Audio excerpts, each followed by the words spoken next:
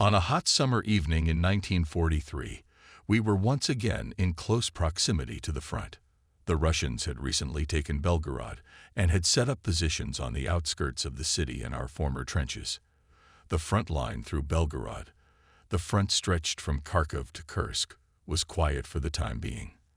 The campaign, which had continued almost without interruption since our retreat from the Belgorod-Voronezh-Kursk triangle, was draining the last of the strength from both sides. The Russians were burying the dead, who were innumerable, and preparing a new powerful offensive on our positions, scheduled for September. After the massacre at Slavyansk-Kharkov remained in our hands, and the Russian breakthrough on the southern front was stopped near Kremenchug, the Soviet troops, having licked their wounds, drove the Germans and Romanians out of the Caucasus and the Kalmyk steppes. They drove us out of the Seversky Donets as well. Nevertheless, they have not yet fully mastered the situation. Taking powerful counterattacks, we could break their offensive. Such cities as Belgorod, Kharkov, and Stalingrad appear in all accounts of German counterattacks. 60,000 soldiers took part in the Battle of Belgorod. One of them was me. 18,000 Hitler Youth recruits arrived from the camps in Silesia. Their baptism of fire took place in an unequal battle. A third of these boys lost their lives. I remember their arrival very well. They marched in columns and were ready for anything. Some platoons carried banners on which stood out the golden letters of the inscriptions, "Young Lions," or "The world belongs to us." Platoons of machine gunners appeared at the front. Infantry regiments with ammunition pouches full of cartridges and grenades hanging from their belts. Motorized brigades with all their heavy equipment. There were soldiers everywhere, and for the next 3 or 4 days they kept arriving. Then everything went quiet. We were assigned to regiments, units, and companies, each of us being given a precise place of assignment. We had no idea of the impending attack, but we participated in the preparations for it, thinking that we were doing normal military work. As in the past, my companions and I became errand boys. We remembered our former days of study. It was stifling heat. The dry yellow grass of the steppe did not hold back the dust. The slightest breeze made it fall asleep in our eyes. In the evenings we made fires, talked, or sang songs. There was plenty of time to write to Paula, and now all I could think about was her. One evening we were rounded up and given ammunition. Each soldier received 120 rounds of ammunition and 4 grenades. 10 men, 9 soldiers under the command of an officer, made up the offensive detachment. The machine gunner was Gals. Besides him, there was another soldier at the machine gun. We received a rifle, 2 other grenadiers, automatic rifles. In addition, we were loaded with boxes filled with grenades. In complete silence, taking all precautions, we made our way to a shelter close to a large farm, just in front of the front line. The armored brigade of the Greater Germany Division was nearby. Tractors had brought in Tiger tanks and heavy howitzers. They were camouflaged with real and artificial leaves. We checked in with a clerk sitting at a desk. At another desk, a lieutenant was studying a map. He was surrounded by tank officers and field officers. At the edge of the woods, I saw wide communications trenches that led to the front line. I think we all had the same thought. This is it. It has begun. All around, other units were taking up positions. We, a platoon of the 5th Company, were directed along a communication path that curved at right angles. The trench led to low shrubbery. The sappers had to sweat a lot while they dug these bends. Everywhere, soldiers from different units. They were deepening and improving the dugouts.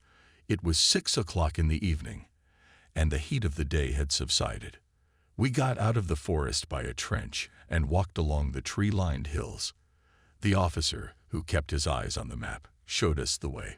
We turned to the right and were again under the trees. It was still hot.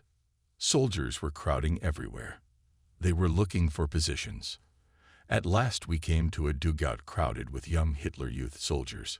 "Freeze!" shouted the officer who was leading us. "Here you will divide into groups and take up your positions as ordered. The field officer will tell you what to do." He saluted and left us with the Hitler Youth guys, who were sitting on the ground or squatting and chatting merrily. I went to Gals, who put down the MG42 and wiped the sweat from his face. "Damn it," he cursed. "They should have left me the rifle. That machine gun weighs a ton." "I'm with you, Gals. I think we were assigned to the same platoon." We compared the palms of our left hands. Both bore the stamp 5R8, which meant 5th Company, 8th Platoon. "What is this?" asked Ollensheim, who came up to us. "Our squad number, Sergeant," Gals explained. "If you're not in the 8th, we don't know you." Ollensheim looked apprehensively at the palm of his hand. "Oh, shit. I'm in the 11th. You don't know what our mission is." "Not me," said Gals. "Ask Corporal Lenson. He'll know what's what." "We're going on a picnic," Lenson laughed. He was not happy. His rank did not yet give him access to the secrets of the gods. A guy from the Hitler Youth came up to us, lovely as a ripe young lady. "Do Russians stick together in battle?" he asked, as if he were asking a question about the enemy soccer team. "You bet he did." Gals resembled an elderly lady in the living room. "You seem to have experience, so I asked." The boy excused himself. "We were all about the same age." "I'll tell you what, young man," said Lenson. "There must be at least some benefit from a promotion. Shoot the first Russian you see, and don't hesitate. There are no greater scoundrels than these Russians in the world." "Are the Russians going to attack?" Ollensheim turned white. "Undoubtedly. We attack first," said the fellow with the face of Madonna, who could hardly be imagined as cruel. He turned back to his comrades. "Do you think they'll tell us what's going on?" Lenson spoke loudly, so that he could be heard by the paramedic. "Shut up," said a veteran stretched out on the ground. "When they put lead in your ass, then you'll know." Hey, the Hitler Youth soldier couldn't let those words pass his ears. What kind of bastard talks like that? "You'd better be quiet, suckers," the veteran muttered. Compared to us, he seemed like an old man. He was already in his 30s, so he had been enduring the hardships of war for several years. "We'll hear more of you when you get your first batch." A soldier from the Young Lions squad stood up and approached the veteran. "Perhaps," he said in the confident tone of a student of law or medicine, "you will explain your defeatist mood, which is undermining everyone's morale." "Fuck you," he said. The kid's colorful speech didn't move him at all. "I'm afraid I must insist on an answer," the young soldier persisted. "I told you, you're a herd of sheep. Until you get a kick in the teeth, you won't start thinking." Another Hitler Youth soldier jumped at the veteran like a stung man. He was sturdily built, and his eyes were the color of steel, and his determination was unstoppable. I thought he was going to throw himself at the veteran, who didn't even look in his direction. "You say we're mama's boys." His voice was as imposing as his looks. "We've been in training for months, so you're not the only tough one. We've all been tested for endurance. Rummer." He turned to his comrade. "Hit me." Rummer jumped to his feet, and his hard fist drove into his friend's face. He staggered from the blow, and then came toward the veteran. 2 streams of blood trickled from the young lion's lips and ran down his chin. "And I'm not the only one who can take a punch." "To hell with you," the veteran said. He decided it wasn't worth it to get into a fight just before the offensive began. "You're all heroes." He turned and started whistling. "Why don't you write a letter to your family instead of clinging to each other?" suggested the field sergeant. "They'll start collecting the mail soon." "That's not a bad idea," said Gals. "I'll write to my parents." In my pocket was a letter to Paula that I'd been carrying around for days, unable to finish. I added more tender words and folded it into a triangle. Then I started the letter to my parents. As soon as it gets scary, we all think of our parents, especially our mother. The nearer the hour of onset got, the more afraid I became. I wanted to tell my mother how I felt in a letter. Face to face, it was always difficult for me to speak frankly with my parents, to confess to them even the smallest offenses. I was often angry at them for not helping me. But this time, I was able to express my feelings. I bring my letter in its entirety. My dear parents, especially my mother, you are probably scolding me for not writing you enough. I have already explained to Dad that we live here in such a way that there is no time for letters. I lied a little. I wrote to Paula 20 times and to my parents only once. But finally I decided to apologize to you and tell you how I live. I could write to you, Mother, in German. I have made great progress in it. But French is still a little easier for me to write. My life is bearable. I finished my retraining and became a real warrior. I would like you to see Russia with your own eyes. You can't even imagine what a huge country it is. The wheat fields around Paris are nothing compared to what we see here. It was terribly cold in the winter, and now it's extremely hot. I hope we won't have to spend another winter here. You can't imagine what we've been through. Today we came up to the front line. It's quiet so far. It looks like we've been moved here to help our comrades. Gals remains my best friend. We have fun together. You'll meet him on my next vacation. I think you'll like him.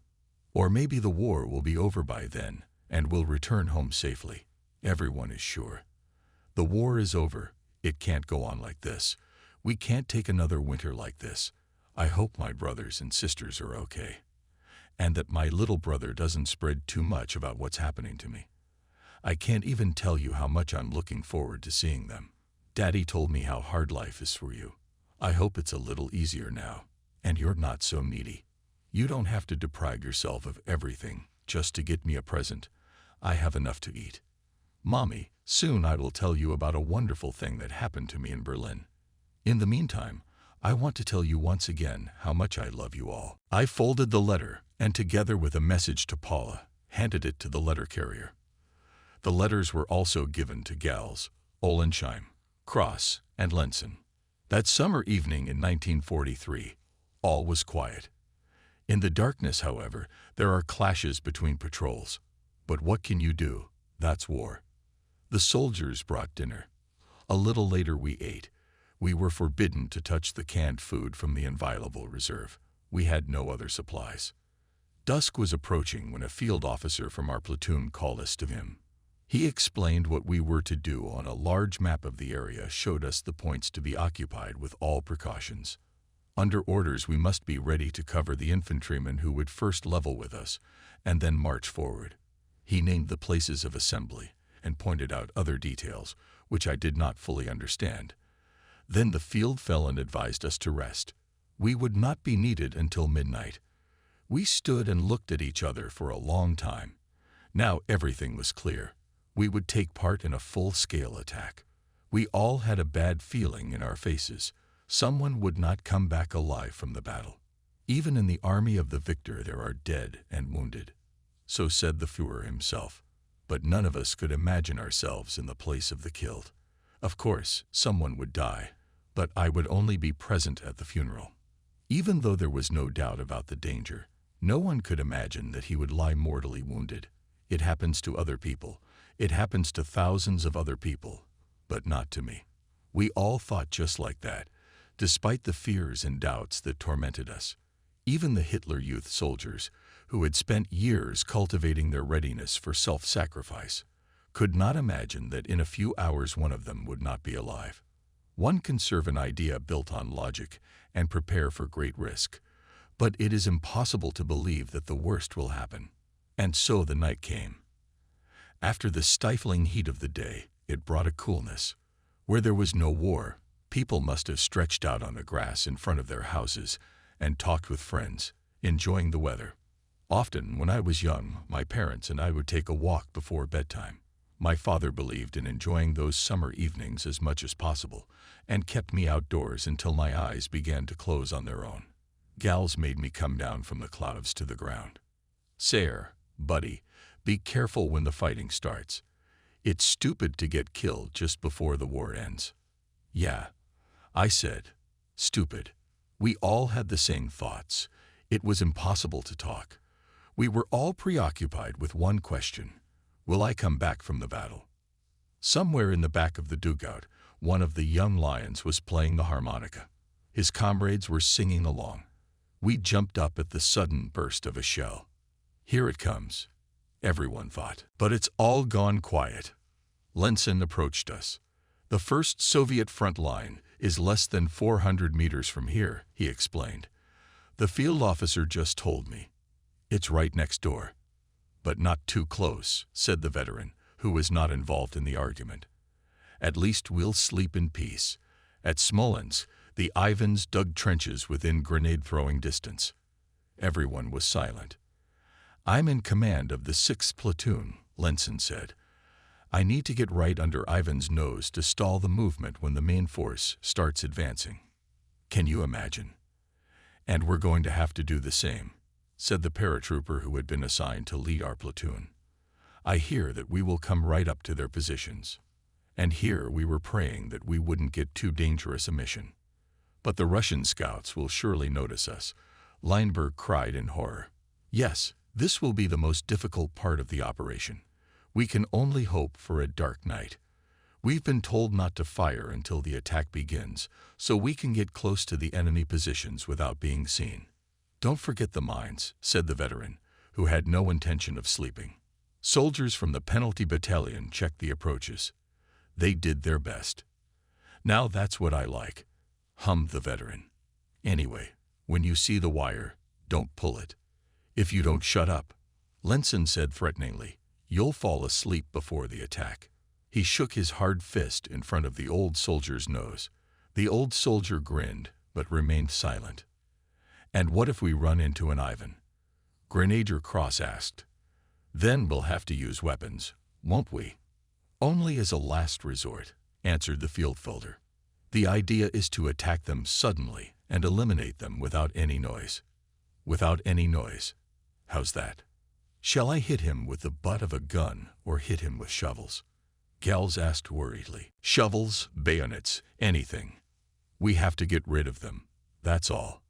Without raising the alarm. Let's take them prisoner, muttered young Leinberg. Are you crazy? Said the field officer. The unit cannot take prisoners during the offensive. What are we going to do with them? Shit, said Gals. Do we have to kill them? What are you scared? Lenson asked. Not at all. Gals wanted to show he was a real man, but his face turned white.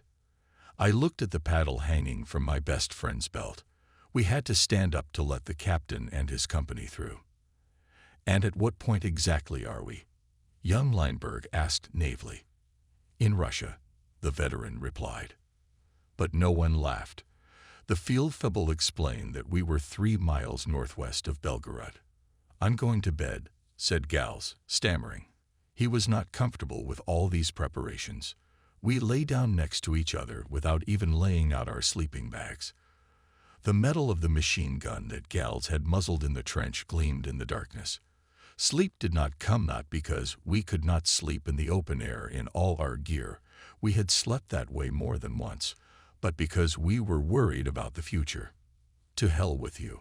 I'll sleep when I'm on the other side of the world, said Grenadier Cross at the top of his voice. He got up and began to urinate against the wall of the trench. I lay awake for a long time, thinking and thinking. Finally, I fell into a deep sleep and slept for 3 hours. I was awakened by the distant noise of an engine. My movement woke up Gals and Gumpers, another grenadier, who lay beside me and laid his head on my shoulder. What else is there? He whispered in a sleepy voice. I don't know. I thought we were being called. What time is it? Gals asked. I glanced at the watch I'd been given at school. 20 minutes past 3. And when is it light? Asked young Leinberg, who had not slept a wink. It must be early this time of year. The engines were still running. If these drivers don't shut their cars up, they'll wake up all the Russians.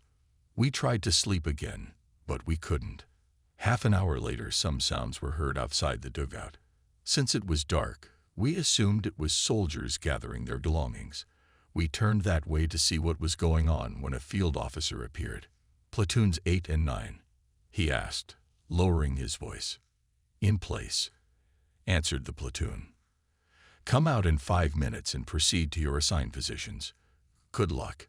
We immediately put all our thoughts behind us, and our minds went blank, as if after anesthesia. We all took up our weapons, checking that our equipment was properly secured, as Captain Fink had taught us, especially that the straps holding the helmet on were properly fastened.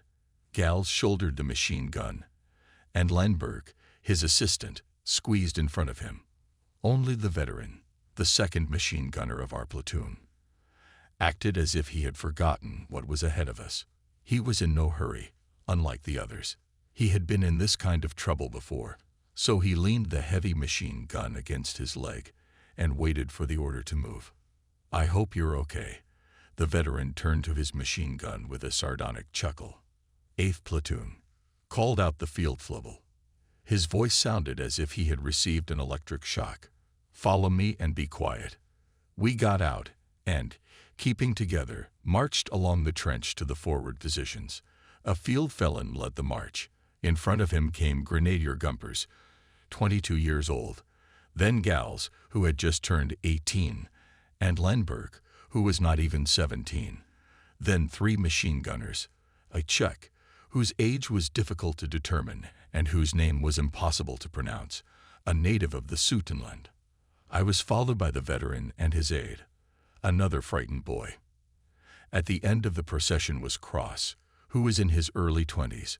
We walked in the correct order, as we had been taught in the camp, where we had to sweat a lot. Sounds were heard, but whether they came from the Russian side or from the German side was not clear. We passed several trenches crowded with soldiers still asleep in the warm summer atmosphere, and at last in the middle of the woods we got out of our trench. Young Lindbergh, loaded like a donkey, stumbled as he climbed up, the machine gun magazines he was carrying hitting each other. The Feldfebel grabbed him by the straps and helped him out, then looked at him angrily and kicked him in the shin. One by one, we reached the edge of the forest. Suddenly, the paramedic stopped, and we almost crashed into each other. "It's darker here than the underworld," the veteran whispered to me. It seemed to me that our guide, having signaled us to stop, continued to go forward himself. We waited for a new order.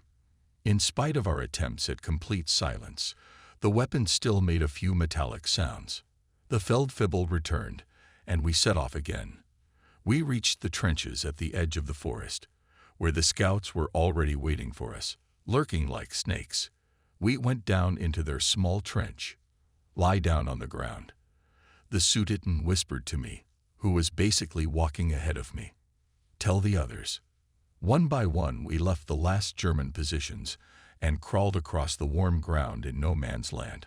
I kept my eyes on the nailed boots of the Sudets, trying not to let him out of my sight. From time to time, I saw the silhouette of a comrade who had to climb over some obstacle. Sometimes the toes of the boots of a soldier who was crawling in front of me suddenly stopped a centimeter from my nose. Then I was terrified.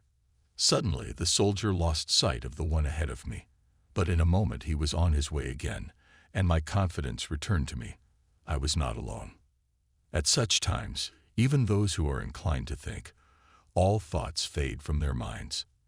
Nothing seems to be more important than a dry stick that has struck you in the stomach and which you must throw away without making a noise.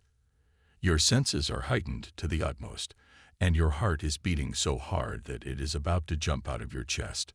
We were moving like turtles through the Russian land that we had grown quite tired of. We had to crawl across a strip of sand on which we could be perfectly visible. We ducked under some thorny curly stalks, which at first we mistook for Russian wire. Then we came to a swampy ravine and here halted. Feldfebel, who was perfectly oriented on the terrain, once again replayed in his head the path we had traveled, trying to understand where we were at the moment. The smell in the ravine was like a plague barracks. When we set off again, I was startled to see 2 motionless figures lying on the sand 2 meters to our right. I pushed the veteran under my elbow and pointed them out, but he looked on and turned away indifferently. With horror, I realized that there were 2 corpses in front of us, and we would leave them to rot until they were buried in a mass grave. I had the impression that we were crawling into China. Half an hour had passed since we had set out when we first came in sight of the wire stretched by the Russians. Each of us waited with a clenched heart for the advance scout to open the way for us. Whenever we heard the wire being cut, we expected that a mine was about to experiencing the same feelings. Another 20 meters we crawled through low shrubbery and grass. We heard voices. Now there was no doubt. We had reached the first line of Russians. Suddenly, a barely visible figure appeared. A Soviet scout leaning over the trench where his comrades were. We held our breath and slowly raised our weapons, looking at the Feldfebel, who froze in suspense, and at each other. That look was hard to explain. The Russian went in our direction, then came back. The Feldfebel drew a knife from behind his belt. Its blade flashed for a moment, and then he slowly stuck it into the ground in front of Gumpers, pointing his finger at the Russian. The grenadier opened his eyes wide and looked from the knife to the lieutenant in horror. He waved his hand impatiently, and Gumpers grasped the hilt of the dagger with a trembling hand. With a mute plea, the grenadier crawled forward. We watched his movements with fear and clenched our teeth tighter to keep from screaming. Then he disappeared into the darkness. The Russian continued to talk peacefully with his friends, as if the war was 1,000 kilometers away. He took a few more steps. New voices were heard in the distance. For a few seconds that seemed like an eternity, each of us seemed to forget our existence. The Russian went to where Gumpers lurked and turned. At that moment, a second figure appeared behind him. It was Gumpers, who in one leap had crossed the 4 or 5 meters that separated him from his victim. The Russian turned around. We heard a muffled shout and the sound of a struggle. From a trench a little farther away came the voices of the Russians. Then we saw the figure of our grenadier rolling on the ground and heard him shout, "Friends, help!" The Russian jumped aside. The sound of a machine gun cut through the night. To my left, another machine gun started firing. Its bullets caught up with the Russian, who fell into the trench. Frightened voices were heard. Germans, Germans. Making a throw that I didn't think he was even capable of, the veteran threw a grenade with his right hand. For 2 or 3 seconds it disappeared into the darkness. Then a bright light flashed in the trench and several shrieks were heard. Once again there was silence. We moved away as quickly as possible, keeping parallel to the wire. A noise was heard behind us.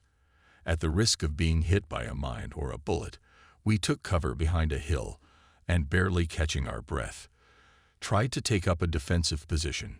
"Idiots!" yelled at Cross and the veteran.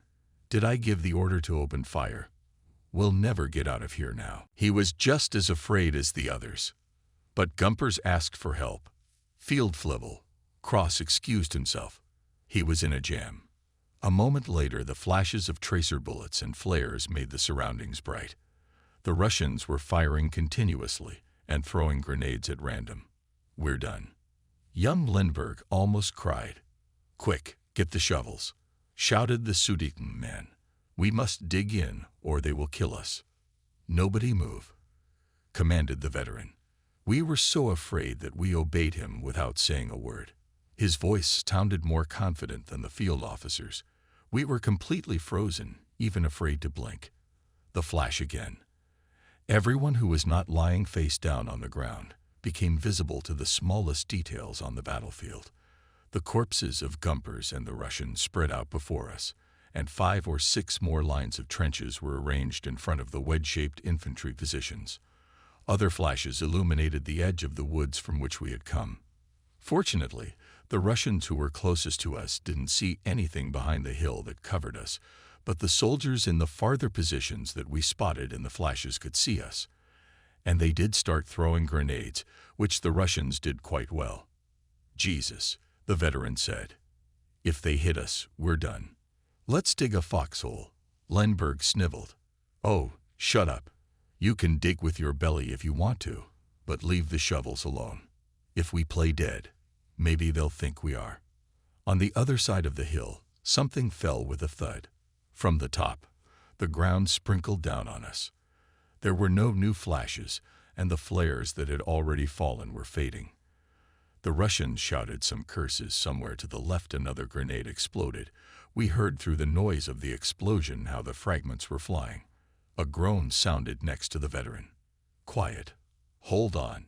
he said through gritted teeth to his partner. If they hear a single sound, we're finished. The boy clutched his face, twisted in pain. His hands were shaking. Be quiet. The veteran put his hand on the soldier's elbow. Be a man. Grenades were exploding all around. The veteran's partner clenched his fists, his eyes filled with tears. He sniffed his nose. Quiet, the veteran whispered again. The rockets on the ground had finished burning, and it was dark around us again. The Russians had discovered another German detachment to the north of us. Now it was his turn to get his share of bullets and grenades. Several Russian soldiers crawled parallel to our position. Cold sweat trickled down our backs. A veteran held a grenade 10 centimeters from my nose. We froze. The Russians got as far as the wire and then turned back. We sighed again. The wounded soldier buried his face in the ground to muffle his moans. They're as shaken as we are, said the veteran. They're ordered to crawl here and find out what's going on. They go a little way, and then they run back as fast as they can and report that they saw nothing. It's almost dawn, whispered the field fleet. I think we'd better stay here. I don't think so, Field Fleur. We better get the hell out of here. Maybe you're right. You. Feldfebel pointed to Gals. There's a trench about 20 meters from here, next to the wire. Get over there. Gals and Lindbergh slid in a crawl in the direction indicated. Where did it go? The veteran asked the wounded man, touching his shoulder. The boy raised a face smeared with mud and tears. I can't move, he said. It hurts here. He touched his thigh. It's been hit by shrapnel. Don't move. We'll send help. Okay, the guy said and ducked back into the dirt. Our troops should be here in 10 to 15 minutes, if all goes well, said the Feldfebel, looking at his watch. Dawn is breaking on the horizon. Soon the sun would rise. We waited feverishly. Isn't there going to be an artillery drill at the beginning? We'll be lucky if she's not here, the veteran said.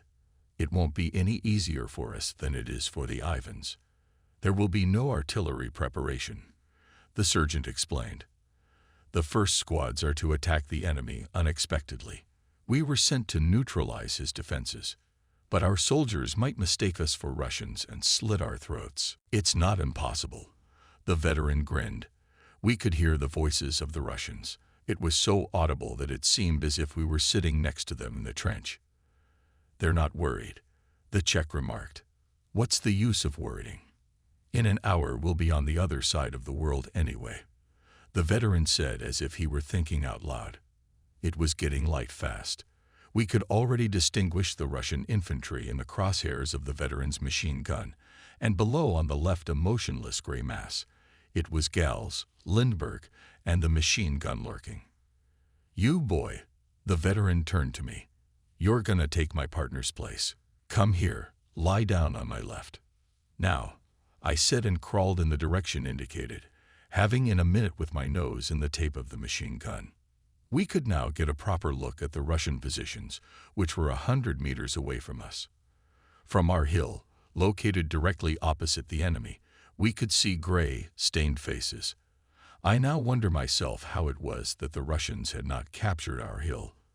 However, there were similar hills all around, and it was impossible for the enemy to occupy them all. The field felon pointed out to us something going on to our left. Look, he almost screamed. We cautiously turned around. German soldiers were crawling along the ground. They had broken through the Russian protective wire. Everywhere, as far as the eye could see, there were figures sprawled on the ground. Ours, said the veteran. A faint smile appeared on his face. Prepare to fire as soon as the enemy moves, added the Feldfebel. Suddenly a shiver ran through my body that I couldn't stop. I was not shaking from fear. It was just that now that our task was nearing completion, the fear and tension that I had been holding in until now were coming out. I managed to open the magazine bolt and, with the veteran's help, stuffed the machine gun belt into it. To prevent the bolt from clicking, I didn't close it all the way. On the left, a ball worthy of the music of Saint Saëns has begun. It would go on for days, A second later, one of the German soldiers hit the wire attached to the mines. Everything around, the Russian position, the bodies of Gumpers and his enemy, our hillock, and even our hearts, was shaken by explosions that resembled the rolls of thunder. It seemed to us that the crawling soldiers were blown to pieces, but the Hitler Youth soldiers, it was they, who were crawling in our direction, got up and rushed through the wire. Gals opened fire. The veteran snapped the bolt and leaned the machine gun against his shoulder. "Fire," the field sergeant commanded. "Wipe them off the face of the earth." The Russians rushed into the trenches. A sliver of 7.7 caliber ammunition ran through my hands with terrible rapidity. The rattle of the machine gun deafened me. Through the haze of gunfire, I could hardly see what was happening. The machine gun was bouncing on the bed, and the veteran was shaking with it. His firing put a final end to the battle. In the distance behind us fired from all guns German artillery, shelling the second line of trenches of the enemy Russians, not expecting an attack, desperately tried to organize a defense, but from everywhere from the darkness jumped out at them young lions. They tore to pieces both soldiers and weapons. The deafening rumble of thousands of explosions could be heard everywhere in the valley. Ahead, behind the Russian positions, the German Air Force was bombing a fairly large town. Smoke was billowing from the huge fires on the ground at a distance of 50 meters. I tucked a second ribbon into the machine gun magazine. The veteran was firing relentlessly at the living and dead people who had taken refuge in the front trenches of the Soviet troops. Here, in the midst of all this rumbling, we could clearly hear the rumbling of tanks. "Ours are coming," the Czech shouted joyfully. Gals and Lindbergh left their position and sprinted toward us. We even thought one of them had been wounded. They got away just in time. A second later, a tank passed over the ground where they had just been lying and crushed the wire with its tracks. The turned earth shook with the explosion of mines that stopped the tanks or showered the infantrymen with shrapnel. A tank, followed by two more, came close to us, heading for the enemy positions we had already been shelling for several minutes, and now the tank is already crossing the trench, which is full of the corpses of Russian soldiers. Through the bloody mess passes the second, and then the third tank. To their tracks stuck to the remains of human bodies, from the sight of which our field officer involuntarily cried out. The young soldiers who had hitherto known only the pleasures of barracks life realized at last what reality was like. We heard someone screaming in terror, and then there was a victory cry. The first wave of the German offensive continued to advance. More tanks were emerging from the forests behind us. They swept under young trees and bushes and went straight for the infantry units. The infantrymen scattered, making way for them. If there were wounded men lying on the ground somewhere, it meant that they were very unlucky. The first stage of the attack was planned to be lightning fast. Nothing should delay the advance of the tanks. We were joined by a detachment of infantry. Their field officer was talking to ours when a tank came straight at us. Everyone scattered. A soldier ran towards the tank. He waved to the tankers to stop, but the tank, like a blinded monster, kept crawling along the ground, passing within a couple of meters of our hill. In my haste, I clutched onto the machine gun bed and stretched out on the opposite side of the hill. The monstrous machine passed along our line of defense. Its tracks were approaching me with threatening rapidity. I don't remember much of what happened next. Only isolated moments pop up in my memory. It's hard to remember what happens when you don't think about anything, when you don't try to anticipate or understand anything, when under the steel helmet there is one empty head and a pair of eyes, glazed over like the eyes of an animal facing mortal danger. Explosions are heard in the head. Some closer, others farther away.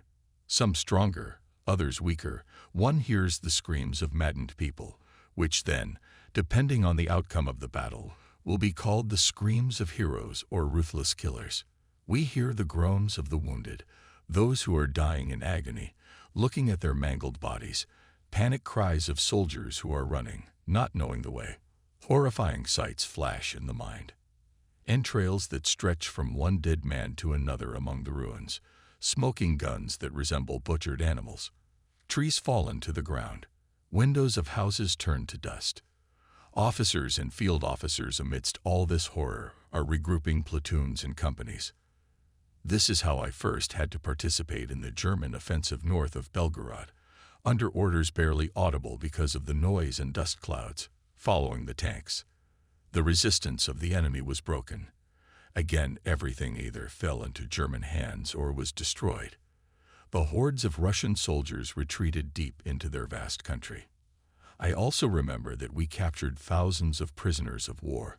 Among them were those who came over to our side and immediately gave our soldiers, who did not care about anything, lists of those who were to be shot first. I remember the Russian trucks in which 2,000 or 3,000 enemy soldiers took refuge, intent on stopping our advance at all costs, and the machine gun that the veteran and I continuously fed with ammunition, the Gauss machine gun, as well as the 10th Company, which had been reformed. The soldiers of the 10th Company fired and laughed. They were avenging their fallen comrades.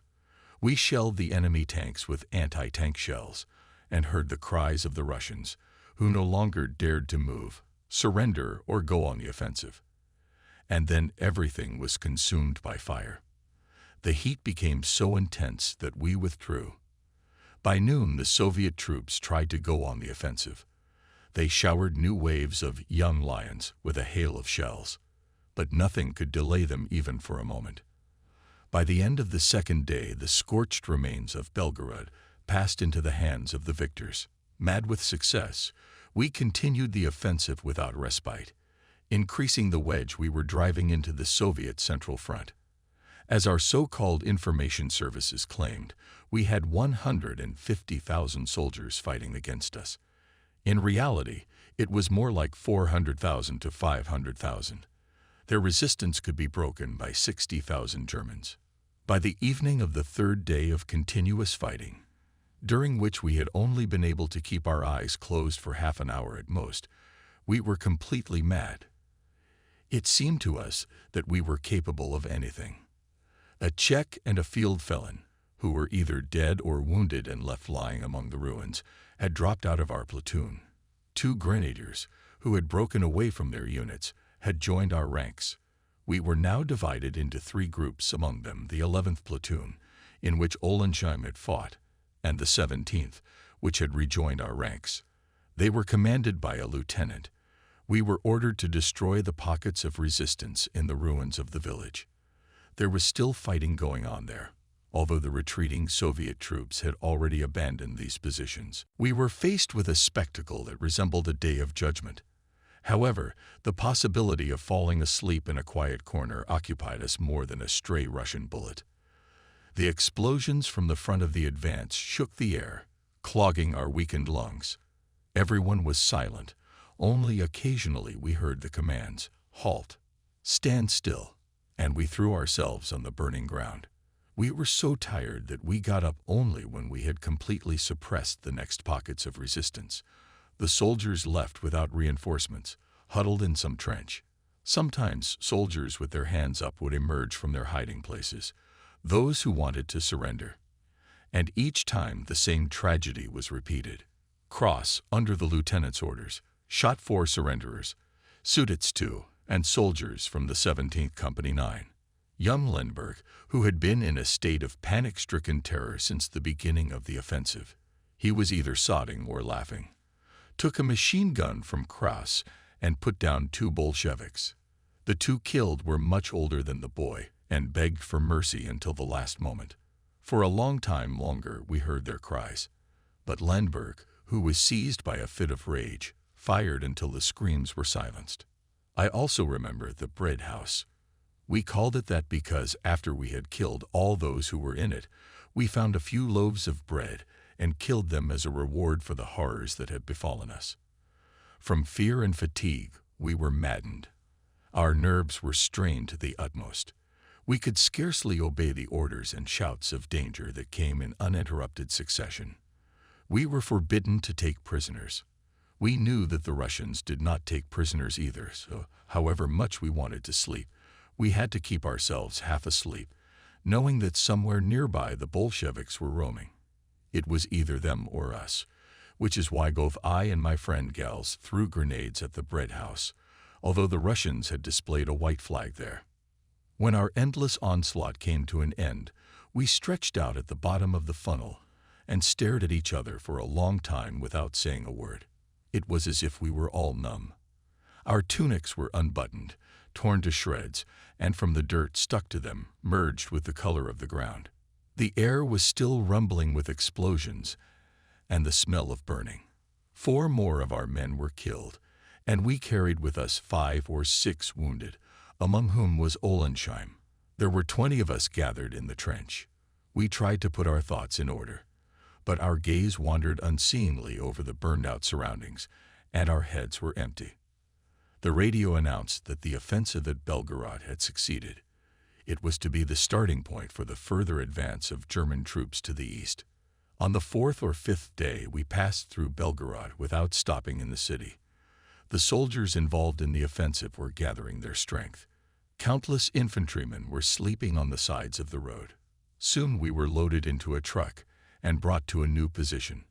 I do not understand what the strategic significance of the dilapidated village was, but it was probably where the next offensive was to begin. The beautiful landscape, gardens of sturdy trees and streams lined with willows, reminded me of Normandy for some reason. Everywhere one could see the defenses and assembly points of offensive German units. Among the ruins of the village huts, we began to build a position. First of all, we had to get rid of the corpses of 30 Bolsheviks lying among the ruins. We dumped them in a small garden, which had apparently once been carefully tended. The heat was unbearable. We squinted at the bright rays of the sun, and the creases in our faces were even more sharply defined. The light poured also on the faces of the murdered Russians, whose halting pupils were unnaturally dilated. I looked at them, and everything inside me turned upside down. "Isn't it amazing," said the Sudeten man calmly, "how quickly the beard grows on dead men? Look at that." He turned the corpse over with his foot. There were 7 or 8 holes in the dead man's shirt, and blood caked around them. He must have shaved yesterday, just before he was shot. Look at him. He's got a beard that would take a week to grow if he was alive. "Look at this one," laughed another soldier. He was clearing a building that had been hit by a heavy mortar shell. The Russian soldier he brought with him had no head. "You'd better go and shave yourself, or when it's your turn tomorrow, no one will recognize you. Your nonsense makes me sick. You'd think it was the first time you'd ever seen such a thing." The veteran sat down on a pile of rubble and opened the kettle. We found a basement that made an excellent defensive point and dragged both of our machine guns into it. We dug a vent that had been filled in when the house collapsed and even widened it. For a few minutes we interrupted our work and watched a German airplane fly by. Somewhere nearby, a rain of bombs fell on the Ivanovs. Gals punched a hole in the stone wall, figuring out how best to arrange the loopholes. Lindbergh, who was also involved in the construction of the shelter, rejoiced to the point of madness. Everything that worked in our favor made him terribly excited. All he did was cry with fear and piss his pants. The veteran and I tried to staple the vent, but it wasn't working. Every time we moved, our helmets hit the low ceiling. Behind us, Cross and 2 grenadiers were picking up rocks and other debris on the floor. One picked up an empty bottle, and as was his civilian habit, set it against the wall. As I said before, we lost a field sergeant. A veteran who had been promoted to the rank of Oberleutnant took command of our platoon. But we still obeyed the orders of another fat Feldfebel, who died 2 days later. This bastard was meticulous in checking our work. He made us finish one thing and another, and did not even know that he had only 2 days to live. All day long we watched the soldiers walk by, sweat pouring down their backs, and in the distance there were explosions and flares. It was then that our new torment began. As we slowly came to our senses, we began to realize what had happened to us. It suddenly occurred to us that there was no longer any Feldfebel, no Gumpers, no Czech, and no wounded lad left to his fate. We tried to erase from our minds the memories of the Russian trench, which we ourselves had machine-gunned, and of the tanks rolling directly over human bodies, of the village overflowing with Bolshevik corpses, of the bursting shells of enemy artillery in the narrow streets filled with Hitler Youth soldiers. We tried to forget everything that frightened and disgusted us. We were suddenly seized with a horror that gave us goosebumps and made our hair stand on end. I could no longer feel the outside world. It was as if I had split in two. I knew I could not bear it, not because I was better than others, but because it should not happen to a young man who lived a normal life like other people. 3 grenadiers stood at the stairs. The veteran, alone at the vent through which the sun peered into the room, was fumbling in his pockets and spreading his supplies on the smooth stone. Gals curled up on the bench and was silent, while Leinberg and Sutis stared silently into the holes in the wall, though their thoughts were obviously far away from here. I went over to Gals and lay down beside him. For several minutes we stared at each other, unable to utter a word. "What the devil do we want here?" Gals finally spoke up. His features had hardened since our stay in the Bialystok barracks. I gestured at him, letting him know I didn't know. "I'm sleepy, but I can't sleep," he said. "Yeah, it's as hot in here as it is outside. Why don't we go for a walk after all?" We stepped outside and took a few steps through the sunlit courtyard. "Maybe there's cold water there." I pointed to the garden where the stream ran in front of me. "I'm not thirsty, and I'm not hungry either," Gals replied to my amazement. I'm used to his voraciousness. "Are you sick?" "No, I'm just sick. I'm tired as hell, and when I look at those guys over there, I feel like shit." He nodded at the 30 corpses decomposing in the garden. "What can you do? We're not afraid of them now," I said in a tone of voice that still surprised me. "Ours were picked up before we got here," Gals continued. "There's freshly dug ground in the village. I don't know how many they put in there, and how many we shot." A few minutes passed in silence. "Who knows? Maybe we'll be replaced soon." "Yeah," Gals said. "I wish I could. When we shot the Ivans in the bread house, we acted like the last scoundrels." He was clearly having the same thoughts as me. "But now, the bread house is over, and there's nothing to be done about it," I replied. "I can still feel the machine gun ribbons running down my arms. I can see the deadly lead flashing out of the muzzle of the machine gun with each shot, the force of the recoil hurting my face and hands, and in the din of the firing, there were desperate cries. Help! Help! Something terrible and disgusting has entered our souls, does not want to come out, and pursues us. The sun was shining brightly, but we had no idea what time it was. Was it still morning, or was it already daytime? It didn't matter. We ate and drank when we wanted, slept when we could, and tried to think when we took off the helmet. It's just amazing how a helmet prevents you from thinking. It was still daylight when the rumble of the enemy's barrage broke into the gardens, but it was our troops, who were on the offensive, who suffered first of all. We crawled into the shelter of the cellar and gazed fearfully at the ceiling, from which the plaster was falling with every burst.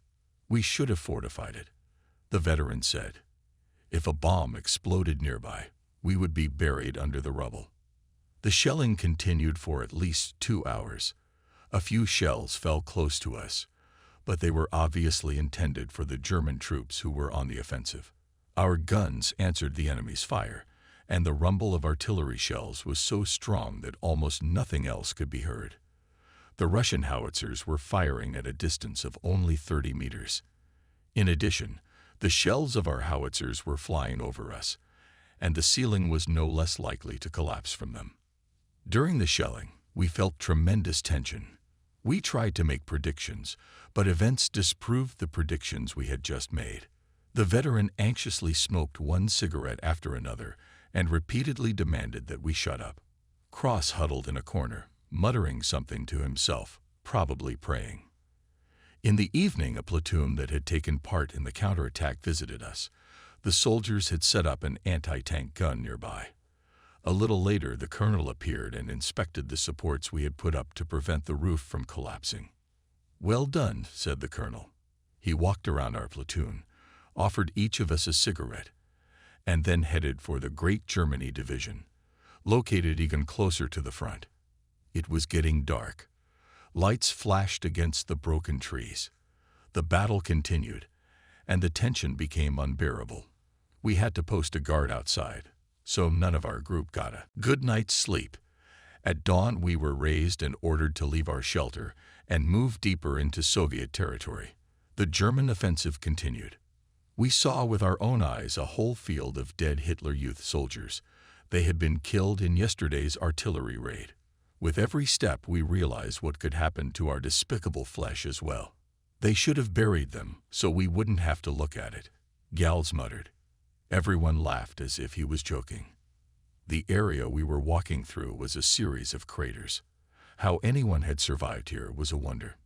Behind the embankment was a field hospital.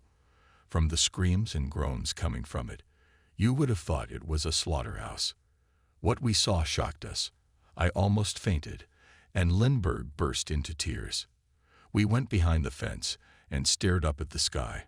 As if in a dream, young soldiers passed in front of us, their arms torn off, their wounds festering, their intestines sticking out of their bellies, covered by sheets. After passing the hospital, we forded the canal.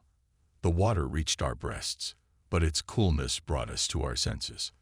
On the far bank, the grassy turf was covered with Russian corpses. Black with cinders stood a Russian tank. Behind it, we could see the gun and the bodies of the tankers who had been blown to pieces. On the left, the battle was boiling with even greater fury. It seemed to us that one of the Russian machine gunners lying on the battlefield groaned. We approached him. One of the soldiers uncorked a flask and lifted his bloody head.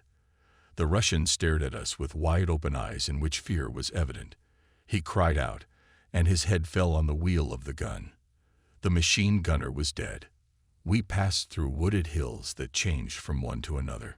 Here, in the shade of the trees, troops returning from the front line were regrouping and resting. Many soldiers were bandaged. White bandages stood out sharply against the background of their faces, grayed from dirt and fatigue. Our platoon took roll call, and everyone was sent to their designated points. The grenadiers from our platoon were sent to another unit, and 2 soldiers from disorganized units joined our ranks. Unfortunately, our platoon was led by the Feldfebel already mentioned. Now he had only 1 day to live. As ordered, we reached a huge plateau on tanks, stretching into the endless distance. Jumping off the tanks, which had stopped, we found ourselves among the soldiers lying down at the bottom of the trench. Shots from 50mm enemy artillery showed us that here were already forward positions.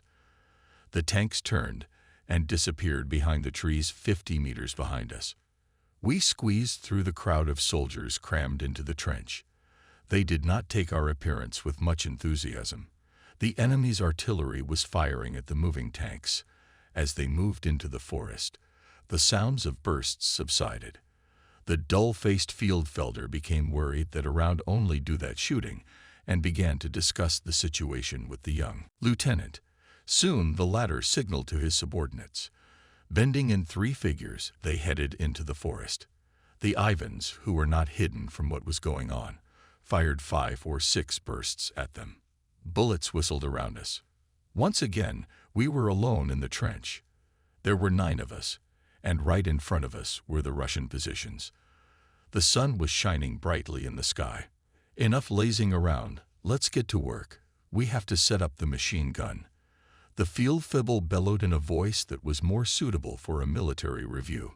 As ordered, we began to rake the dusty soil of the Ukraine with pickaxes. There was no time to talk.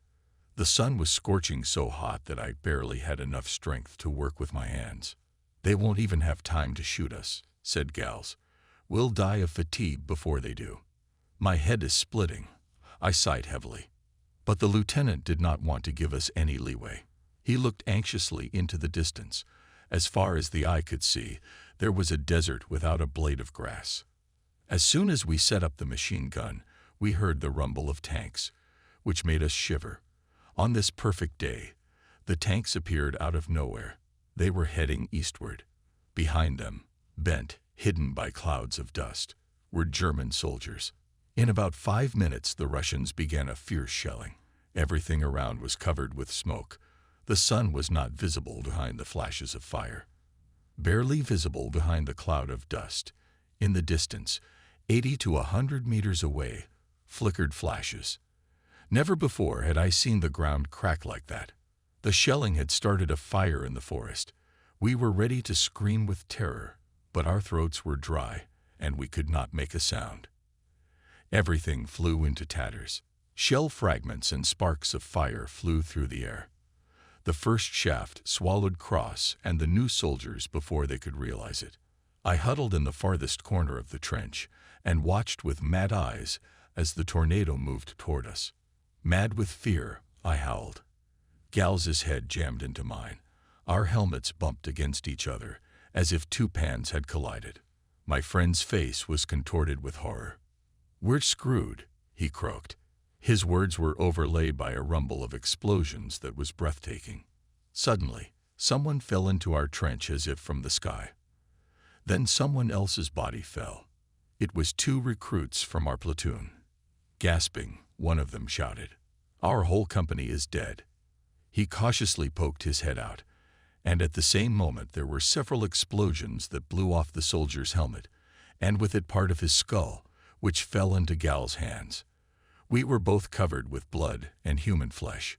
With all his might, Gals kicked the bloody brains away and buried his face in the dirt. The explosions were so strong that we thought it was an earthquake. Then there was a powerful flash at the bottom of the trench. One of the machine guns fell on us from above together with the ground. Those who were still able to move their lips out of fear shouted, "We're screwed. Mommy. No, no. We'll be buried alive. Help." But no words could stop the hurricane that was bearing down on us. About 30 more soldiers piled into the trench. They did not hesitate to shove us around. Everyone wanted to get in deeper. There was no chance of survival for those who remained outside. The whole ground was covered with shell craters. We could hear the stomping of soldiers running for cover. But the shelling did not stop, and those who had already thought they had escaped were dying. There was a roar of fighter planes. We shouted, "Hurrah!" to the Luftwaffe pilots. A few seconds passed, and the shelling stopped. The surviving officers signaled retreat. The soldiers began to crawl out of the trench like rabbits from a hole, chased by a boa constrictor. We were about to climb in, but then a roar came from a field sergeant. He was still alive. "Where are you going? We must stop the Russian counterattack. Prepare the machine gun for battle." At the bottom of the trench, which was now unrecognizable, lay 6 corpses of Hitler Youth soldiers. Cross's boots were sticking out of the hole formed on the left, and the grenadier was completely buried. With the help of a veteran whose face was covered with blood, we managed to put the machine gun back in place. The terrain in front of us had changed beyond recognition. We could see holes everywhere, as if a powerful excavator had worked here. Everywhere we saw the same picture: smoke, flames, corpses. In the distance, through the veil of dust and smoke, peeped geysers of fire. It was our Messerschmitts dropped bombs on the Russian artillery. It seems that they set fire to the ammunition depots.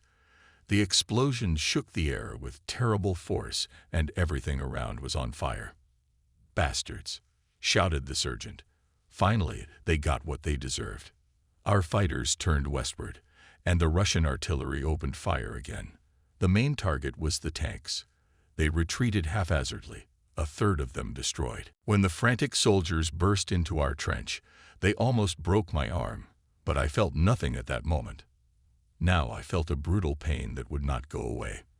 But I had enough to do, so my health was not too bad. The shelling continued to the north and south. Then the hurricane swept over us again, sowing pain and terror. The soldiers of our platoon were breathing with such difficulty as an invalid who had just recovered and suddenly realized that he had no strength left to live at all. We lost the gift of speech. We could not find words to express what we felt. In the souls of those who have gone through what we have gone through, there remains forever an underlying fear that a person is unable to cope with. As the years go by, This fear only grows stronger, and there is nothing that can be done about it. Even I, when I try to express what I have experienced, cannot talk about it. In a daze, forgotten by the God in whom many of us believed, we lay in a trench that now resembled a tomb. From time to time, someone would look out to see if death was coming at us from the north, from the sandy desert. We had lost our bearings in life. We had forgotten that people were not created only for war, that life goes on, that there is hope and other human feelings besides fear, that sometimes there is real friendship, that a person can even fall in love, that it is possible not only to bury the dead in the earth, but also to grow bread. We lost the ability to think, moving without a single thought in our heads. From being in a trench full of soldiers, our arms and legs had outgrown their obedience. Too much energy was expended in pushing our neighbors dead and alive. The Feldfebel kept repeating that we must hold our position, but each new rupture drove us deeper into the bottom of the trench. Before we realized that the day had passed and night had come, with it came back our fear. Leinberg was completely out of his senses. He fell into a stupor and paid no attention to anything. Sutz's condition was little better. He began to tic, vomiting, which could not be stopped. Our whole platoon went into a frenzy. Being in an almost unconscious state, I saw the giant, whom in ordinary times I knew by the name of Gals, sneak to the machine gun to open a palm in the air. The Feldfebel pounded the ground with his clenched fist in fury, then attacked one of the surviving grenadiers. He still had some presence of mind, but after the incident he stared at the field surgeon in a trance and burst into tears. I realized that I was about to faint, stood and shouted curses. I was exhausted from rage, my head was spinning, and I fell to the edge of the trench. My open mouth was filled with mud. I felt nauseous. I knew that the vomiting would not stop until my stomach cleared. Nauseous, I fumbled for support with my hands. Suddenly, as in a nightmare, a bright flame flared up in the darkness around us. I had a strange feeling that I was at home, that I was imagining things, and that the flames coming down on us were just a shooting star. My comrades stood without changing their posture. It was as if they had fallen asleep with their eyes open. By midnight, the shelling had stopped, but no one even moved. We were so exhausted that any movement seemed like torture. Only the veteran was able to reach our consciousness. Guys, it's no time to sleep. The Ivans are about to attack. The Feldfebel looked at him apprehensively. He stood up and leaned against the wall of the trench. After a few moments, his head drooped. He had fallen into a nervous sleep. The veteran tried to bring us to our senses, but the 6 survivors paid no attention to him. We could not be defeated by gunfire, but sleep overcame the fighters. Had the Russians gone on the attack at this point, they would have saved the lives of many of their soldiers. The German soldiers who were tasked with preventing the enemy from advancing were either asleep or killed. Although the large caliber guns were still firing, and there were many flashes, for 4 hours we were completely disconnected from what was happening. The first to wake up was the field officer. When we opened our eyes, we saw that he was leaning over the Sudan, who was sleeping next to him. In his sleep, the Sudets shrieked, and apparently this shriek woke up the lieutenant. Our exhaustion was so great that every movement was painful. The sky turned pink. At the first rays of the sun, the dead valley again appeared to our eyes. We gazed at the vast expanse that opened before us. We got some supplies and tried to make conversation. "Well done, we need a refreshment," joked the field officer. "I don't think it's going to be this quiet from now on." "Maybe it will," someone said. "Who knows how long the fight might take?" "I don't think so," objected the Feldfebel. "The Führer has given the order to move eastward. Now nothing and no one can stop our troops. As soon as it dawns, we will start the offensive." "Are you sure about this?" Lindbergh, hearing that our side is winning, became excited. "Our troops will finish off the Russians. If it gets messy again," Gals whispered in my ear, "I'm going to go crazy. Or die." I replied, "I don't think we'll be so lucky today." Gals stared at me, yawning unceasingly. Feldfebel, Lindbergh, and the grenadier continued to talk, while Gals and I exchanged pessimistic forecasts. Only the veteran was silent. With eyes reddened from sleeplessness, he looked at the morning star. "You two," Feldfebel addressed Gals and me, "will keep a close eye on the situation, and the rest of us will sleep for a couple of hours. But first we must get rid of the dead." He pointed to 8 mutilated corpses, which were already stinking. We watched the plaques being removed from the dead. At least we didn't have to be undertakers. We'd rather be on guard duty. I guess the survivors are always hurling the same profanity at the dead. Holy shit, this guy weighs a ton. Oh my God. I wish they'd just shot him. Look what happened to him. Finally, there is a metallic sound. The plaques have been removed. Bah, he's drowning in shit. We are indifferent to what is happening. Death has lost its flavor of drama for us. We are used to it. While the soldiers deal with the corpses, Gals and I discuss our chances of staying alive. My arms and legs hurt, but nothing serious. I wonder what's up with Ollensheim. Looks like a broken arm. How's your arm? My shoulder hurts like hell. And behind us, the rest of the soldiers were sweating on the dirty work, exchanging impressions. Heinz Feller, born 1925, single. Poor guy. "Let me see what's wrong with your shoulder," said Gals. "I wonder if you're badly wounded." "I don't think so. Just a scratch." I unbuckled my belt. I was about to expose my shoulder when a rumble rumbled through the morning air. A moment later, Russian shells whistled around us. We huddled again in terror at the bottom of the trench. "Jesus!" someone shouted. "Here we go again." Gals was coming toward me, scrambling between the falling rocks. He said something, but his voice was drowned out by the rumble of the rupture. "We can't hold out," he said. "We have to get out of here." A shell fell very close to us, and its bursting made everything around us burst into flames. We were enveloped in thick smoke, and tons of earth fell into the trench. We heard frightened shouts, and then the voice of a staff Feldfebel. No one got hurt. "God," wheezed the veteran, "why is our artillery silent?"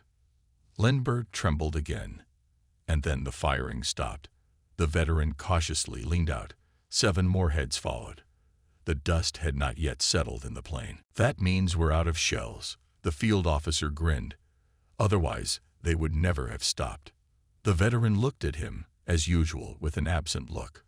"I thought we were out of shells. Otherwise, why didn't our artillery fire?"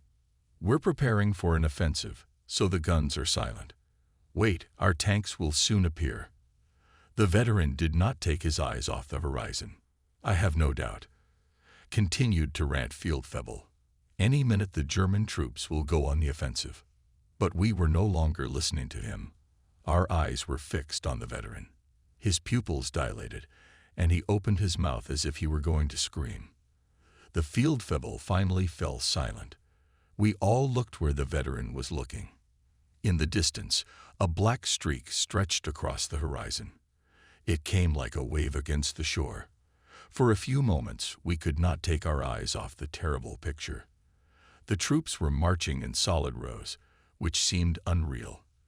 The veteran's cry made our souls ache. "Siberians! Siberians are coming to us.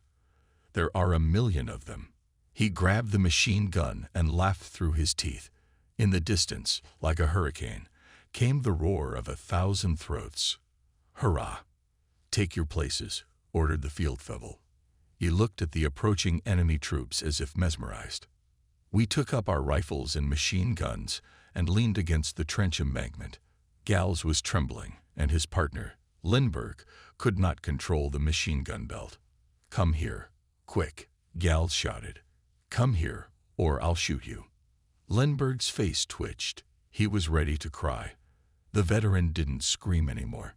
He rested the machine gun on his shoulder, pulled the trigger, and clenched his teeth with all his might. The screams of the Soviet soldiers grew louder and louder, and their rumblings did not subside for a long time.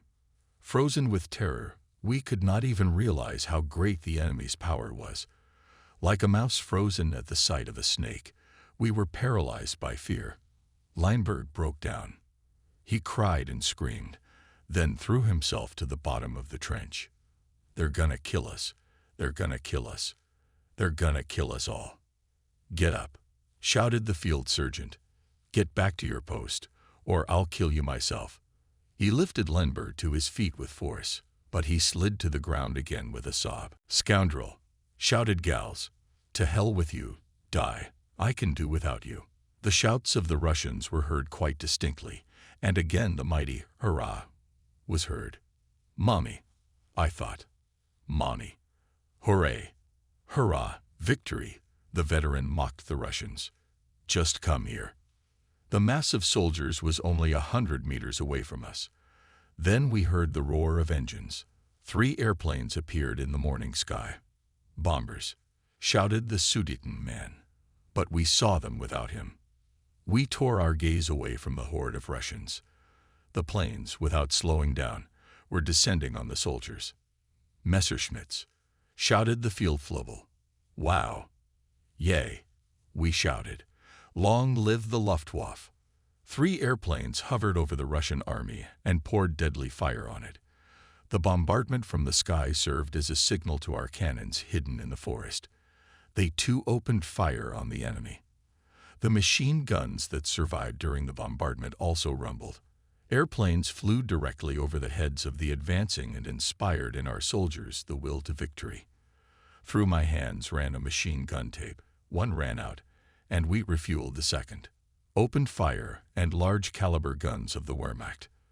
They dealt a fatal blow to the Bolsheviks, who were marching into the attack like in Napoleon's time. But the Russian soldiers kept moving. But now death no longer frightened us. I did not take my eyes off the glowing muzzle of the machine gun held by the veteran. "Prepare grenades," ordered the field officer, who was firing a Luger from his left shoulder. "It's no use," the veteran shouted even louder. "We don't have enough ammunition. We can't stop them." "Feldfebel, give the order to retreat before it's too late." We shifted our gaze from the Feldfebel to the veteran. The shouts of the Russians became louder and louder. Hooray! They fired from the hip, right on the run. Bullets whistled around them. "You're crazy," said the field officer. "You can't leave here. Our troops will appear any minute. So, for God's sake, keep firing. Don't stop." The veteran loaded the last magazine. "You're crazy. Any minute now. Go to hell. Stay here. Die if you want. Come back," yelled the field officer. The veteran got out of the trench and, ducking as low as possible, rushed with all his legs into the forest.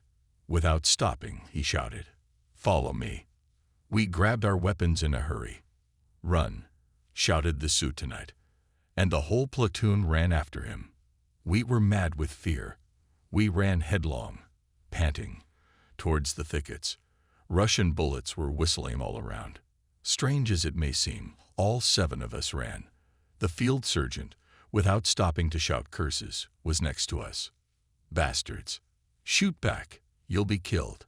It's better to die fighting." But we didn't stop. "Halt!" yelled the Fieldfelder. "Stop! Pigs!" We approached the veteran, who stopped to catch his breath by a bruised tree. "You bastard!" The Fieldfelder wouldn't stop. "Well, I'll report you." "I don't care." The veteran laughed in his face. "Better a punishment than a Russian bayonet." We ran again. We started climbing up the hill. The shells had ripped out all the trees. "Hurry up," shouted the veteran, hearing the Russian bullets whistling around him. "Hurry up. Feldfebel, why are you stuck?" he shouted to our commander. "You'll see, as soon as we get to our own, we'll give the Russians a sniff of gunpowder." The veteran didn't have time to finish. The Feldfebel shrieked and froze, waving his arms comically, then rolled down the slide and remained lying on the ground. "Asshole," the veteran swore. I told him not to hesitate. Our squad, having lost its commander for the second time, continued to trudge through the thicket, bending under the weight of our weapons. "Let's take a break," I suggested. "I can hardly breathe." Gals lowered himself to the ground. Behind us we could hear the rumble of guns and the whistle of German shells fired toward the enemy. "This will not stop, Ivan," said the veteran. "Don't they understand? Guys, don't stop. Now is not the time to relax. Thank God you were with us." Gals thanked the veteran. "Otherwise we would have been finished. That's for sure. Well, that's it. We're rested. We're on our way." We ran again, though I was tired and out of breath. 3 more infantrymen joined us. "Well, you scared us," said one of them. "We thought you were Bolsheviks."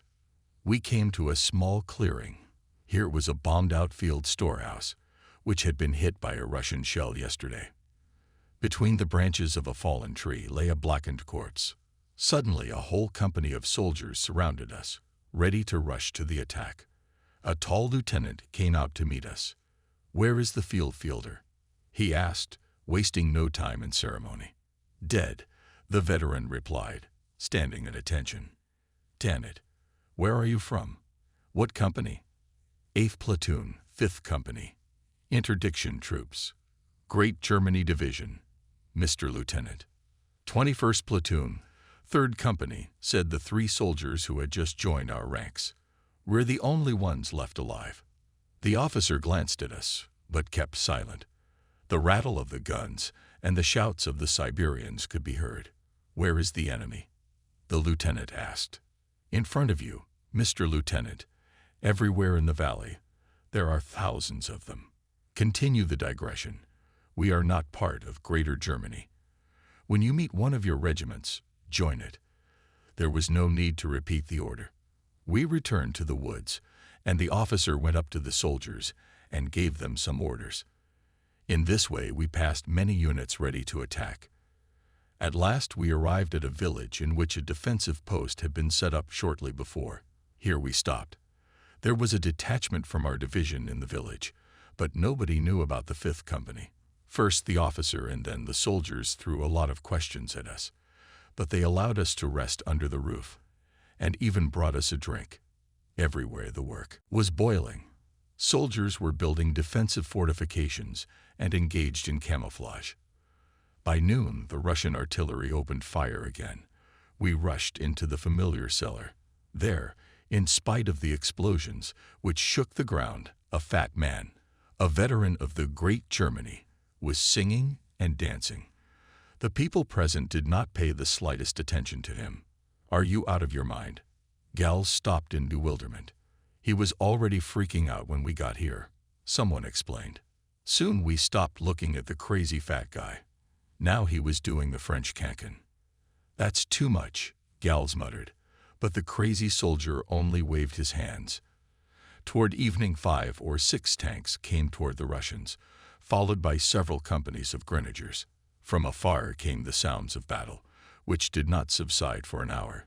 Then the grenadiers returned, followed by soldiers of disorganized units. The trees were colored with flashes of flame. Bullets whistled around. The retreating soldiers dragged their wounded comrades behind them. We realized that we would soon be on the front line again. The fighting was getting closer. The explosions were getting louder. Their rumbling made us feel terrified again.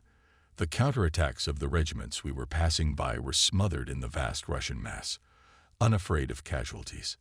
Our village had become an important strategic point. It was full of machine guns, mortars, and even anti-tank guns.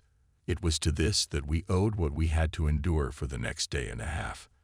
At a distance of 60 meters were sheltered 2 machine guns, at which stood Gals and the veteran. To our right, under cover of the ruins, a mortar was placed ready for battle. The rest of the soldiers had rifles, machine guns, grenade launchers.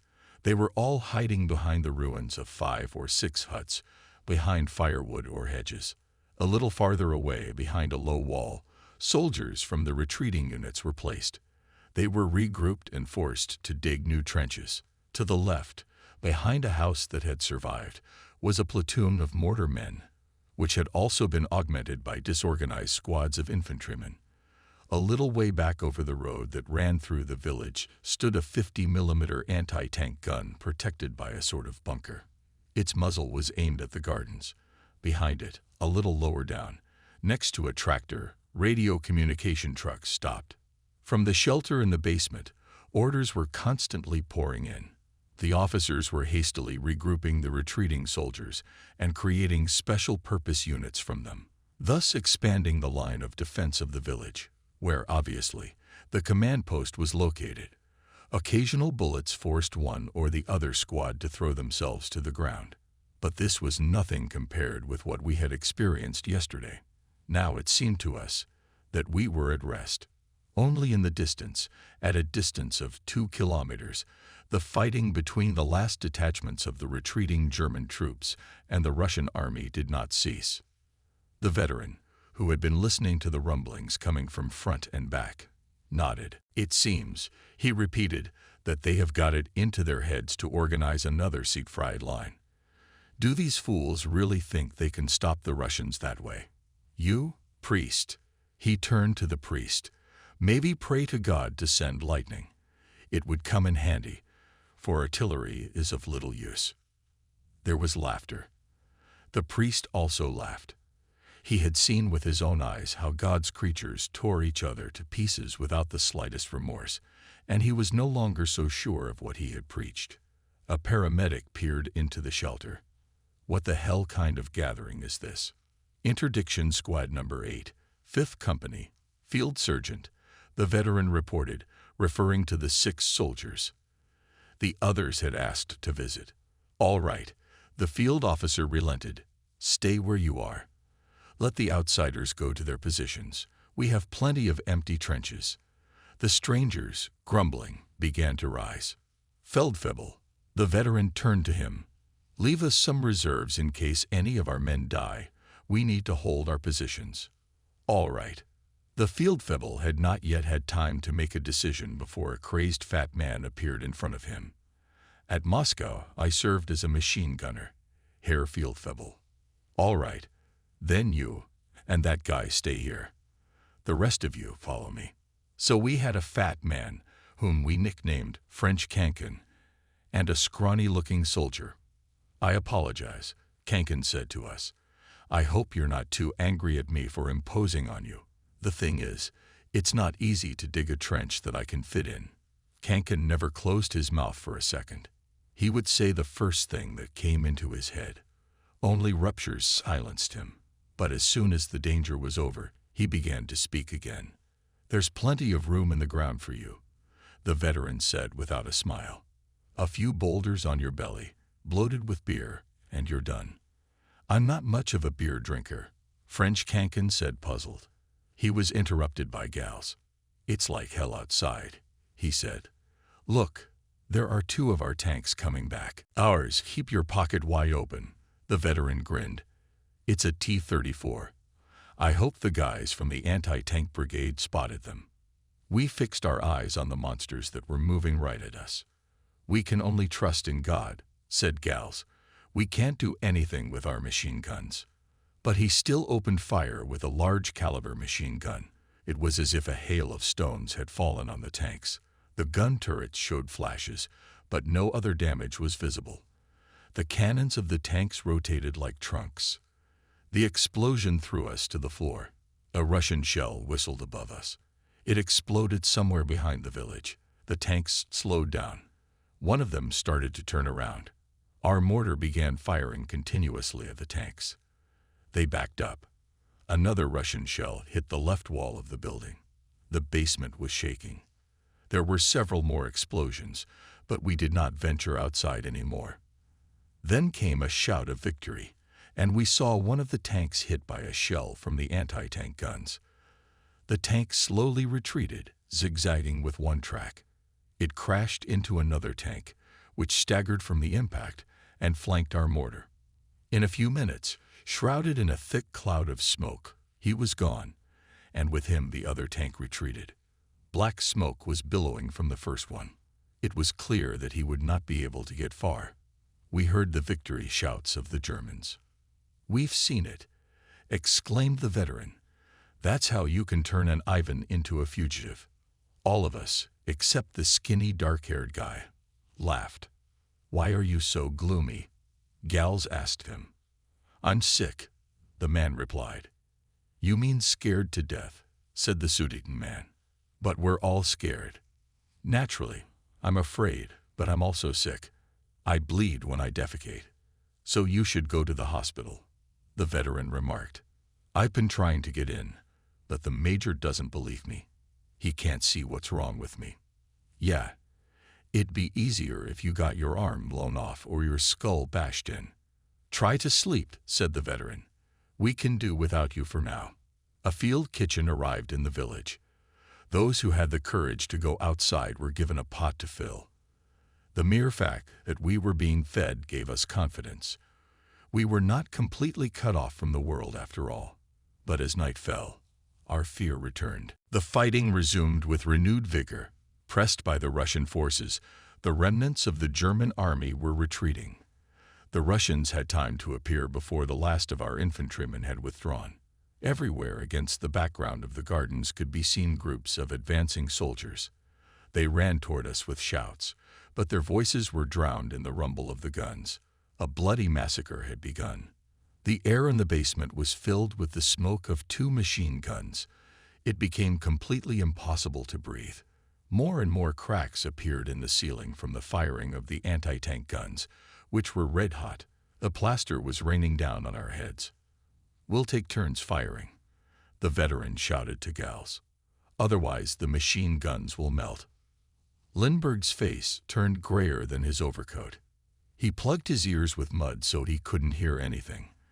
The 5th machine gun belt was going through my wounded fingers. The machine gun was red hot, but the veteran kept firing. Gal's machine gun was blown away by a grenade. The veteran, however, continued firing, sowing death in the ranks of the Russians, who were advancing in a terrifying defile. Despite the enemy's desperate attempts to make a breakthrough, thousands of Russian soldiers were dying under the fire of German mortars and machine guns. What was happening outside our field of vision? We had no idea. Right in front of us, however, the enemy was suffering terrible losses. Several shrapnel fragments flew through a crack in the wall. By some miracle, everyone was unharmed. Then there was a tremendous rumbling sound. The enemy soldiers threw themselves to the ground.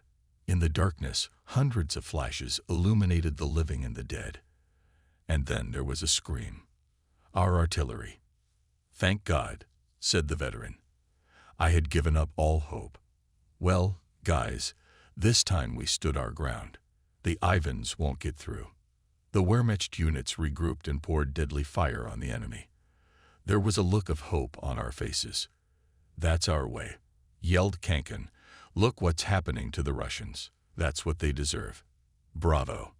The ground in front of us was exploding into the air. Lindbergh, mad with joy, shouted at the top of his voice, "See Heil!" Like us the day before, the Russians could not resist the gunfire. The guns shifted their fire to the distant Russian positions. There were death cries everywhere. We thought the village was saved. Let's have a drink, the veteran suggested. We have something to celebrate. I haven't seen such carnage since I came to Russia. Now we can breathe easier. You, he glanced at Lindbergh. He reluctantly came out of his corner. Instead of blubbering, go get us a drink. It was clear that Lindbergh finally lost his mind. He was laughing and crying. Let's go. Gals is sick of Lindbergh. Go get us a drink. He kicked his ass.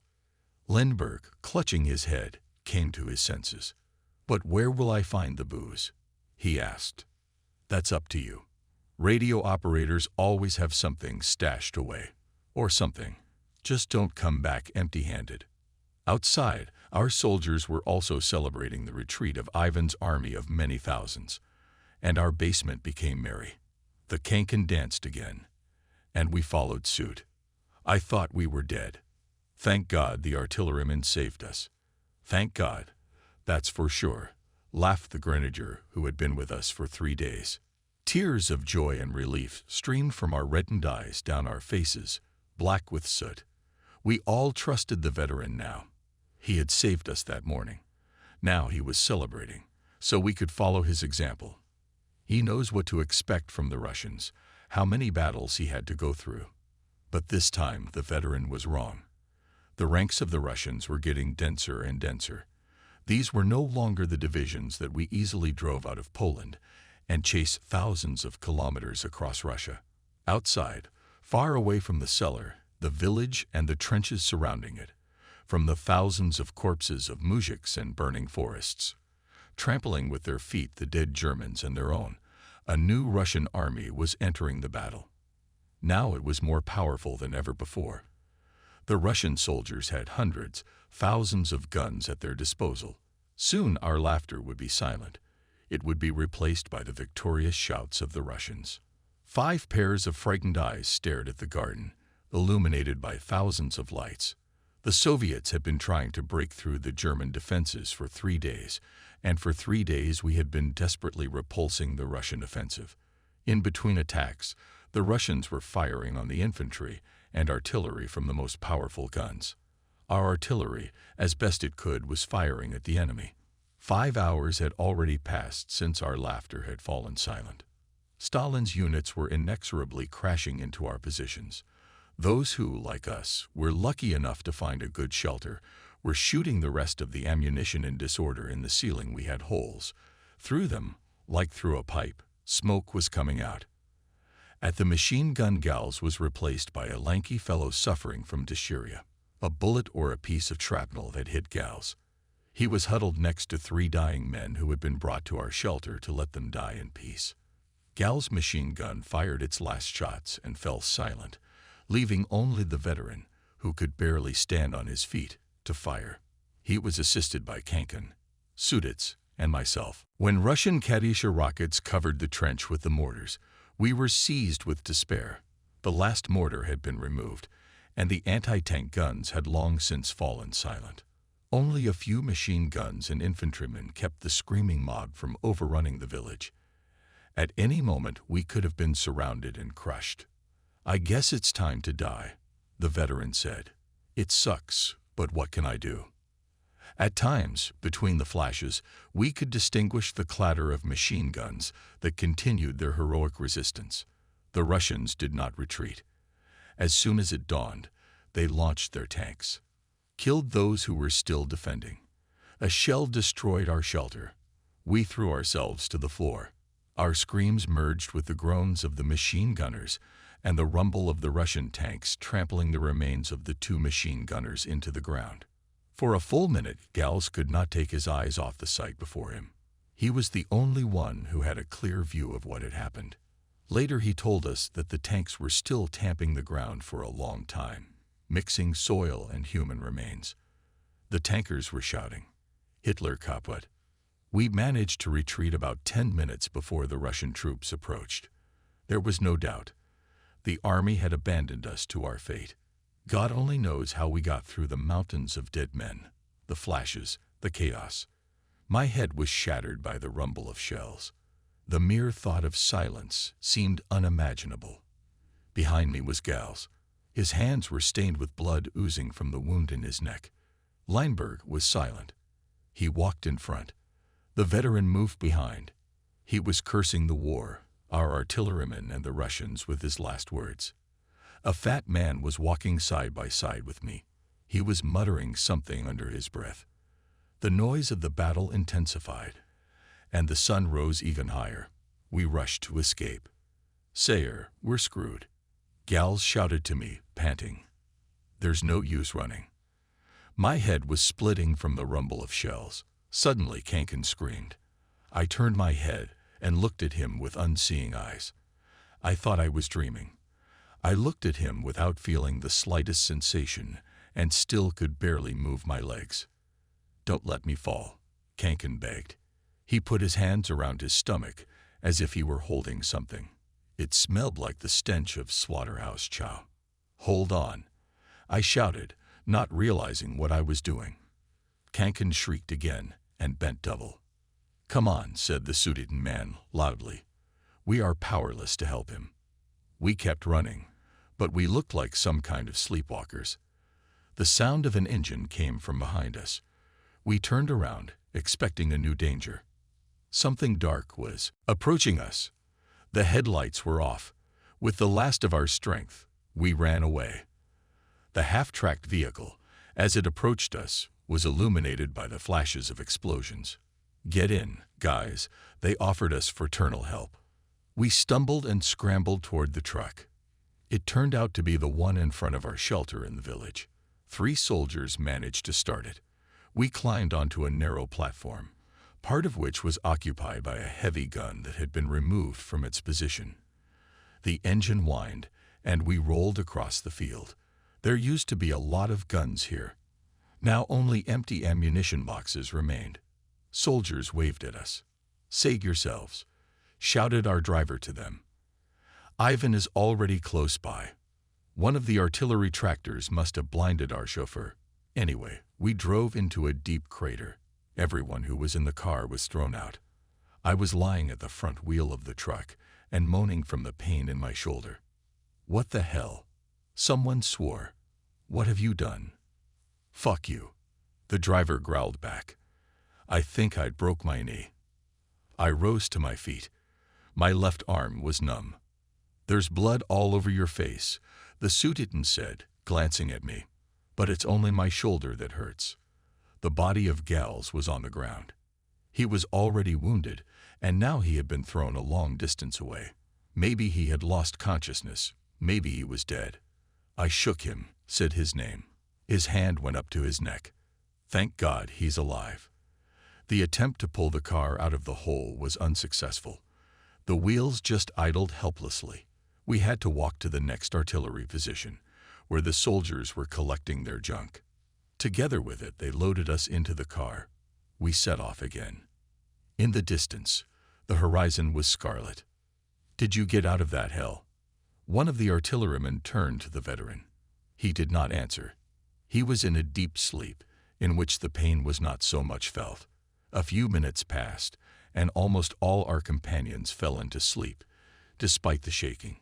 Only Gals, and I barely dozed. I could not move from the terrible pain in my shoulder. A figure was leaning over me. My face was covered with blood. The shards of the windshield had bruised me so badly that blood seemed to be oozing from a deep wound. "The boy is finished," the figure said. "Say more," I shouted. A little later we were given first aid. Every jolt made the pain in my shoulder unbearable. My stomach was turning over. I felt nauseous. 2 soldiers led me into the house. Here the wounded were spread out on the floor. Gals came with me. His neck was bloody. The driver came out limping on one leg. "Do you feel lossy at all?" Gals asked. "Sayer, you're not going to die, are you?" His words were drowned out by the groans of the wounded. "I want to go home," I said, holding back vomit. "Me too," Gals answered. He rolled over onto his back and fell asleep. A little later we were awakened by the orderlies who had come to sort the dead from the wounded. Cold fingers opened my eyelids. Someone was digging their fingers into my eyes. "Quiet, boy," said the orderly.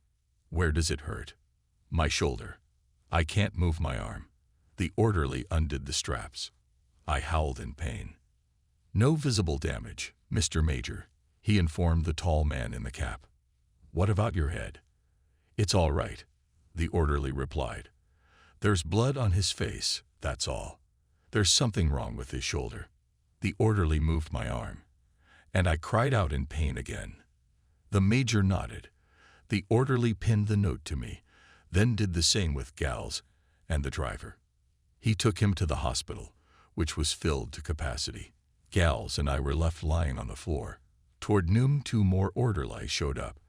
They took care of those who had been left waiting. With their help, I got up. "Nothing," I said. "I can walk. Only my shoulder hurt."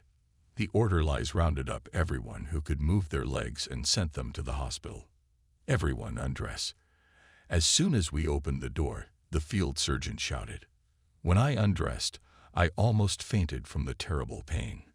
2 soldiers helped me. Finally, they managed to remove the uniform from my shoulder, which was already swollen. I was given an injection in my thigh. Then the orderlies washed our wounds and put Band-Aids on them. Behind a closed door, a soldier's scar was being sewn up.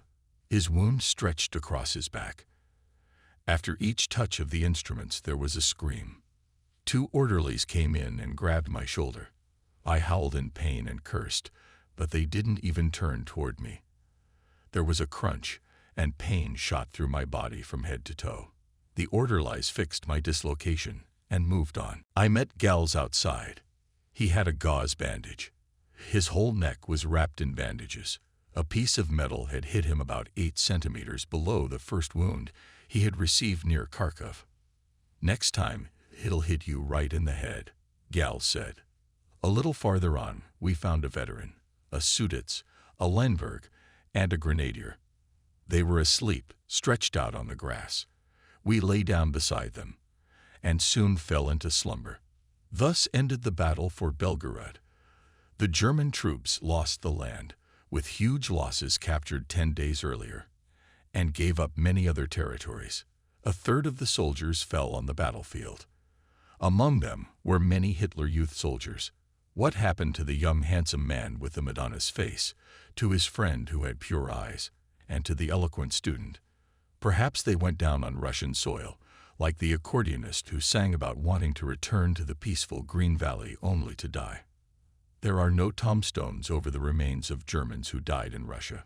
One day some man will fallow the remains, cover them with fertilizer, and sow the arable land with sunflowers.